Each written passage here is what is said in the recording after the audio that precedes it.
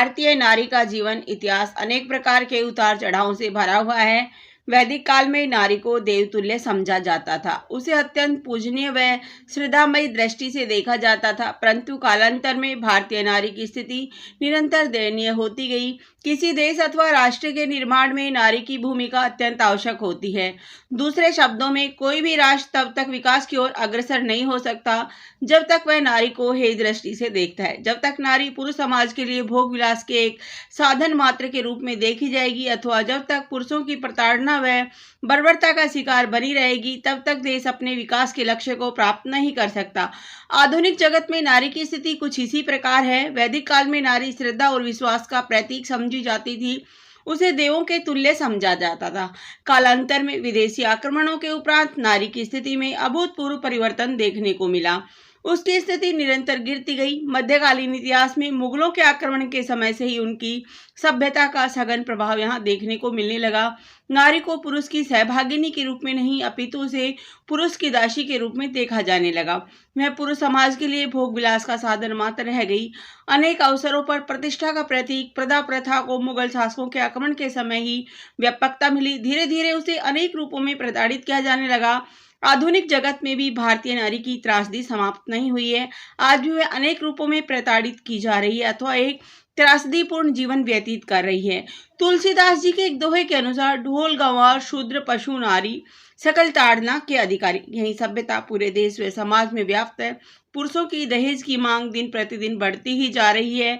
आए दिन दहेज के नाम पर नवविवाहिता या तो आत्महत्या के लिए बाध्य की जाती है या फिर उसे बर्बरता पूर्वक जिंदा जला दिया जाता है अथवा उसकी हत्या कर दी जाती है। इसके अतिरिक्त प्रतिदिन नारी के प्रति दुराचार व बलात्कार की घटनाएं अखबारों की सुर्खियों में रहती है। प्राचीन भारत में बाल विवाह, सती प्रथा जैसी कुरीतियां समाज में प्रचलित थी, जिसके फलस्वरूप नारी को प्राय नारी के जीवन जीने के लिए बाध्य होना पड़ता था अथवा उसे उसके दिवंगत पति के साथ जिंदा जला दिया जाता था।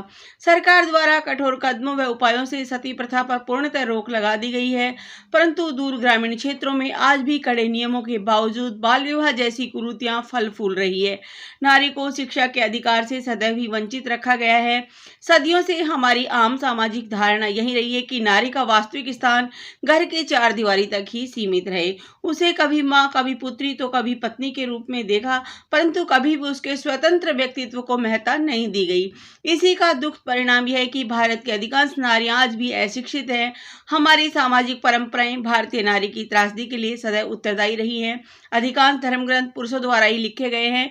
समाज में जितने भी नियम कानून बनाए गए वे सभी पुरुष समाज के निजी स्वार्थ से प्रेरित है। नारी उत्थान के समक्ष पुरुष का यह अहम सदैव आड़े आता रहा है। सदियों से पुरुष की छाया बनकर रहने के कारण स्वयं नारी विहीन भावना से ग्रसित है। अबला जीवन, हाय तुम्हारी यही कहानी, आंचल में है दूध और आंखों में पानी। अब इस स्थिति में सुधार तो हो रहा है, मगर भारतीय नारी अभी भी कई प्रकार की सामाजिक प्रताड़ना के बीच जी रही है।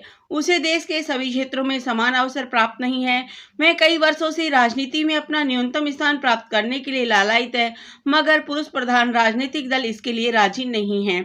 विभिन्न आदिवासी व अन्य पुरातनपंथी समाजों में नारी को डायन या उल्टा कहकर उनका तिरस्कार किया जाता है अथवा यातनाएं दी जाती है। कई समाजों में कन्या के जन्म होने पर शोक व्यक्त किया जाता है। स्वतंत्र भारत में भारतीय जनमानस की विचारधारा में क्रांतिकारी परिवर्तन देखने को मिले हैं। हमारे संविधान में भी नारी को पुरुष के बराबर ही स्थान दिया गया है। अनेक उच्च महत्वपूर्ण पदों पर आसीन नारी बदलती विचारधारा का ही सुखद परिणाम है। शिक्षा के क्षेत्र में भी नारी की स्थिति में अभूतपूर्व सुधार देखने को मिला है। अधिकांश क्षेत्रों में नारी पुरुषों से काफी आगे निकल गई है। सदियों की परंपराओं को कुछ दिन या महीनों में नहीं बदला जा सकता, इसके लिए सामूहिक प्रयास की आवश्यकता है।